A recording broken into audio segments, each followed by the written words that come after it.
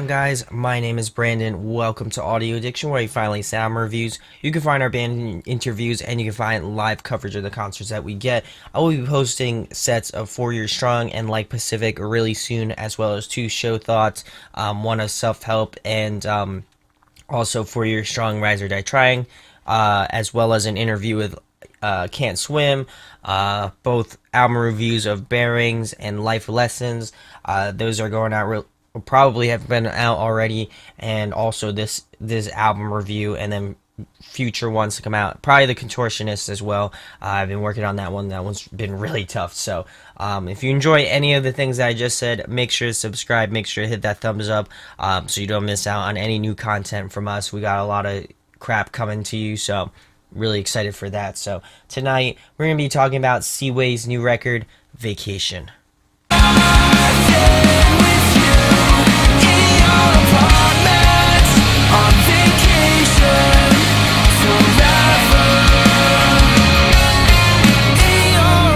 So I had not heard about this band prior to the 4 Year Strong show. I've had heard of them before, but I had never actually heard them in concert. I maybe had seen them prior to this. I know maybe somebody can answer this in the comments if they've ever been on tour with Major League. And if that was the case, then I did see them probably one time outside of this time. Maybe a few other times. I just can't remember. But I went to go see them with 4 Year Strong. I liked their live performance, so I wanted to do a review of their new record, Vacation, which I got probably about a week early, which was really cool. And it was able for me to kind of go through each track and dissect it very well. I had a lot of time with it, which was great. So I'm going to go through each track, give you my thoughts and opinions on it. I'm going to give some pros and cons on the record, and then I'm going to finish it out with an overall rating. So the first track is called Apartments. I believe this was the first single that they released, and it also happens to be one of my favorites. I'm liking the back and forth between the lead vocalist and their guitarist. Just the harmonies in this track are absolutely clutch, in my opinion, especially in this track. My favorite part of the track is actually the chorus. I feel like it's super catchy, super infectious. This track has some really great energy to it, and just rhythm. There's just everything imaginable. I feel like they started off on a right foot in this track. The last chorus really has this cool gang vocal parts, and again, a solid way to start off this record with a super catchy tune, in my opinion. So we're going to move into track number 2, which is Neurotic. This one is also a really catchy one as well, and it has great energy to it also. The dual vocals and the harmonies definitely are something to be highlighted in this track and a lot of these other tracks. In my opinion, I had not listened to any of their work prior to this, so this is all new to me.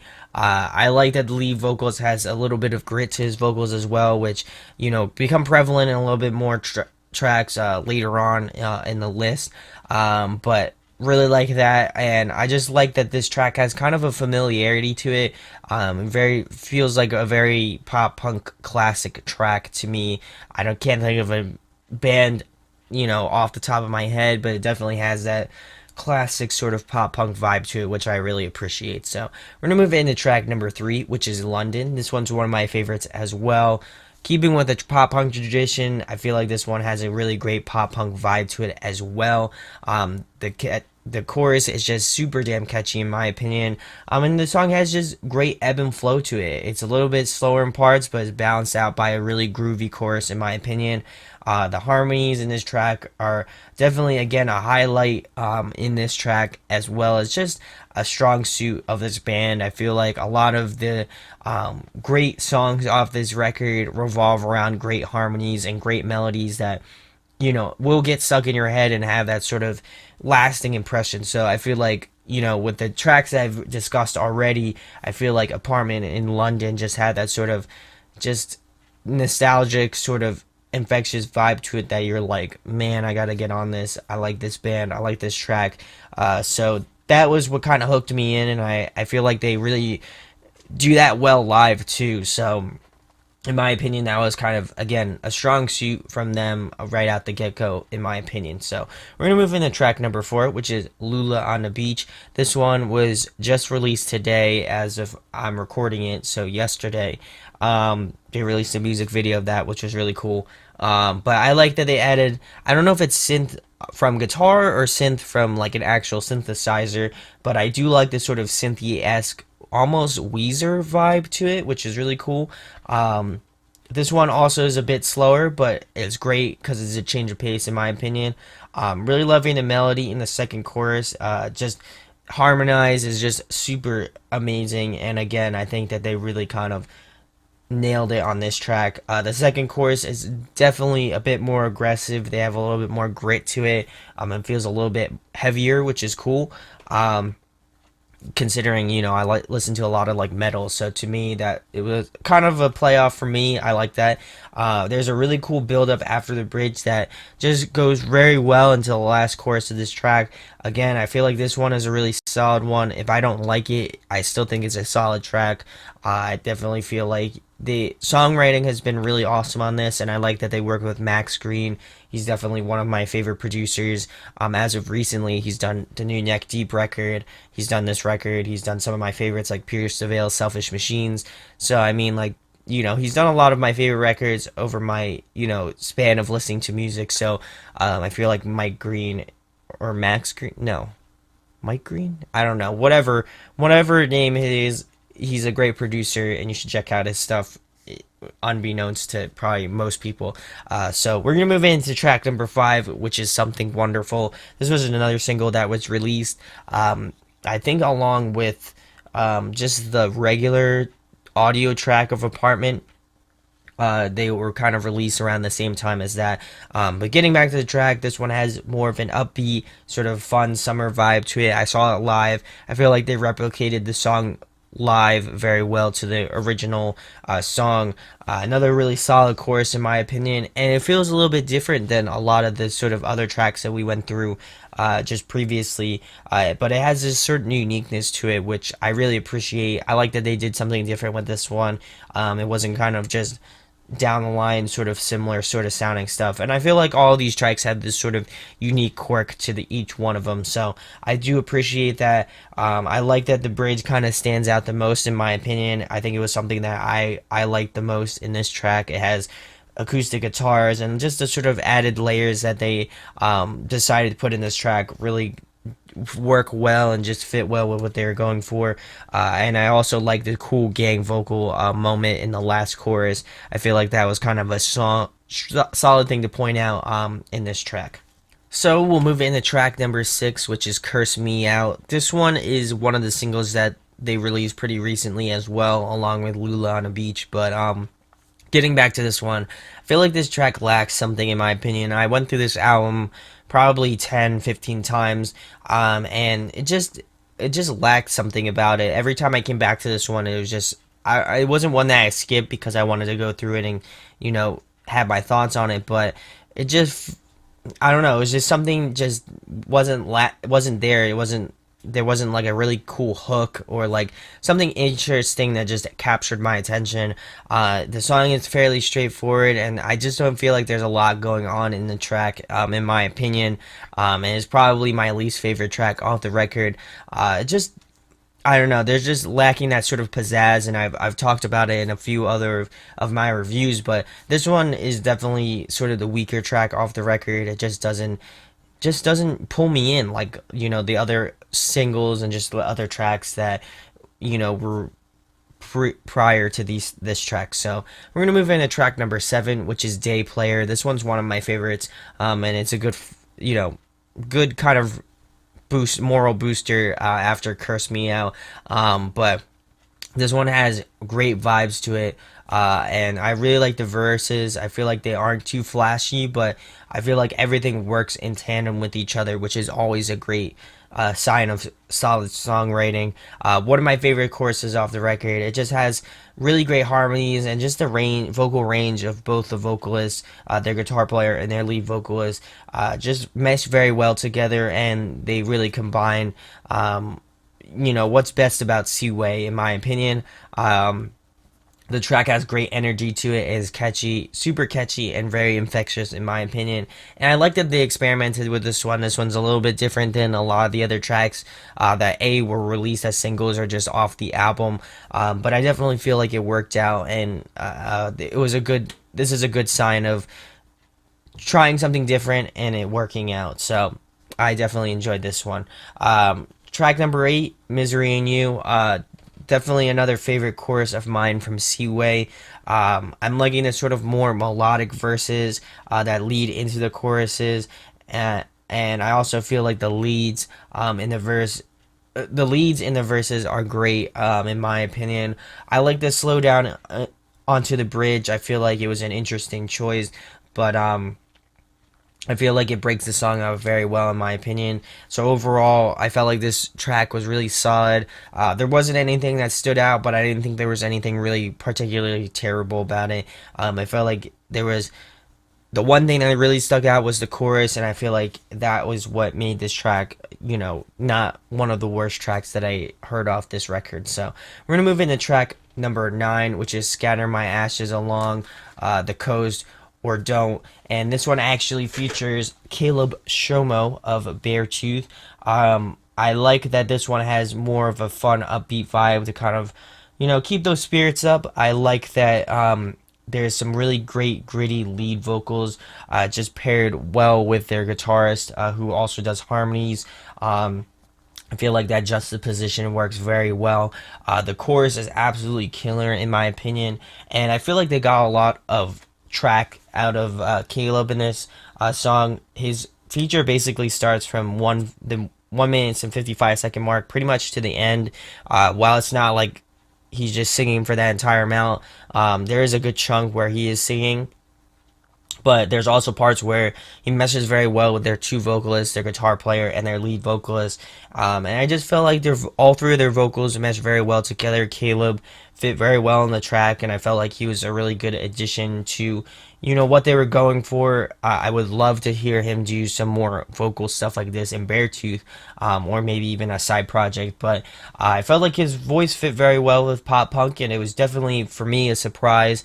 And also, I was surprised that they didn't even like put it on the CD, which was really kind of a strange thing. But who knows? To me, I felt like this one is one of the best, if not the best track off the record, in my opinion. And it's not because Caleb's on it. I feel like songwriting wise is up there with the best tracks off the record. Probably Day Player and 40 Over are probably my three favorites, including this one. So we're gonna move into track number 10, which is Car Seat Magazine. This one's one of my favorites as well. I'm liking this sort of echoing of the vocals. I don't know why I said vocals. That's not even a word. But I'm liking the echoing of the vocals in the first verse. Another really catchy chorus as well. Definitely has a memorable melody that will definitely get stuck in your head. I know it's got stuck in my head for sure. The track has this great swinging groove to it, much like a lot of these other tracks that I would consider my favorites off the record, which is great. I think the songwriting and the song structures throughout a lot of these tracks are really solid. So I'll definitely consider this to be in that top tier. Also liking that the bass has a little bit more of a prevalent role in the bridge. I thought that was a cool kind of note, and I felt like it worked well in this track. So we're gonna move into track number 11, which is 40 Over. This is another favorite of mine, like I mentioned not even like a minute ago. I Much like the other tracks off the records, I feel like they experimented a lot with this track in particular, but I like that they tried something completely different on this one, and I felt like it really works. It was really kind of a surprise. It's a little bit of a slower track getting off, but overall it kind of picks up after this sort of intro, maybe even the first verse. Really love the chorus in this one, and even though that this track has a different feel from the rest of them, I feel like it works. I know that I keep saying that, but it just has this unique quality to it that just works. It just blends everything that I like about Seaway, just the harmonies and just the interesting aspects of what they do. And I felt like They really combine everything well together in this one, and it's definitely probably one of my favorites, if not close to my top favorite tracks off the record. So we're gonna move into track number 10, the last one. This one is called When I Hang Up. This one is one of my favorites as well. I feel like the last couple tracks after maybe Day Player are just really solid and are definitely my favorites off the record. But getting back to this one, really catchy track. I feel like this one takes, again, the best aspects of what Seaway does and just adds it into this track. The vocals are really great, and I like that the play between the vocalist and the guitarist. I feel like that, again, it's a really strong suit about this band, but I feel like, if you've been working on it a long time, it just shows, and in a lot of these tracks, it shows very well. So definitely a strong suit of this band, and I feel like it's a great way to end off the record with this track, in my opinion. So some pros and cons that I have about this record. There are some songs that I felt like didn't work very well.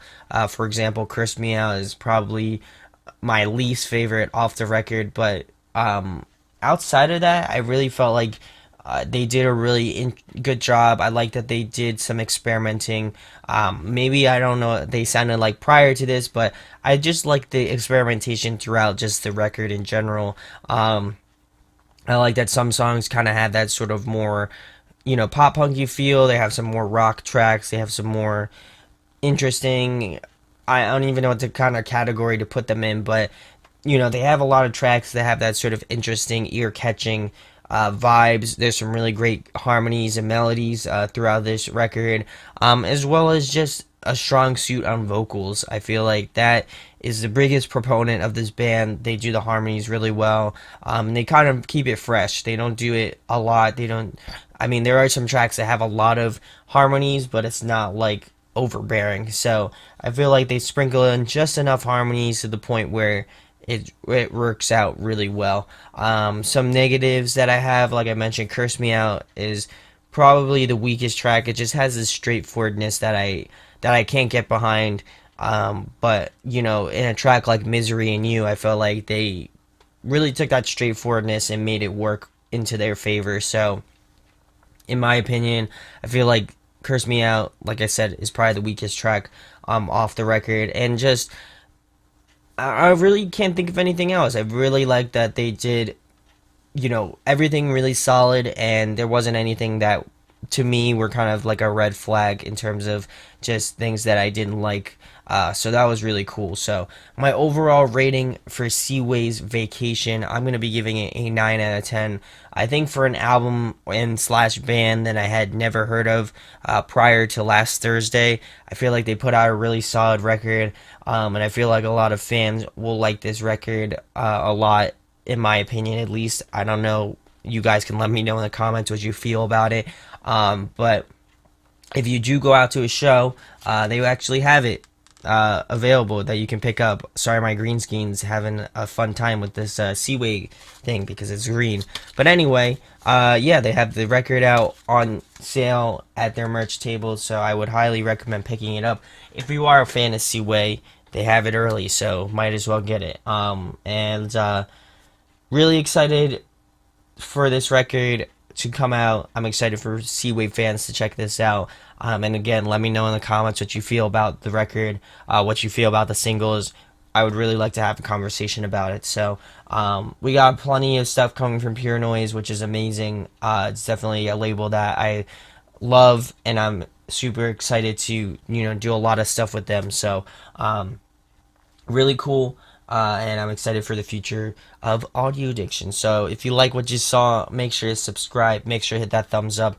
We have a merch store if you'd like to purchase something and help out this channel by producing more videos like this. Make sure to pick something up. It would be greatly appreciated, and thank you guys for your support. So my name is Brandon. We hope you got your fix, and we'll be talking with you soon. Peace. Hey guys, hope you enjoyed the video. Thanks for watching, of course. If you enjoy what we do, make sure to go check out the other series we do. We do album reviews, we do band interviews, and we do live videos, so definitely go check that out. Hit that subscribe button. It really helps out our channel, helps us grow. Make sure to hit that like button as well. Go follow us on social media. That's all down below. We try to keep that as updated as possible. We also made a new website where we'll be posting photos of upcoming concerts and stuff like that, which you can go check out at audioaddictionmedia.com, and come get your fix with us, guys. Talk to you later. Deuces.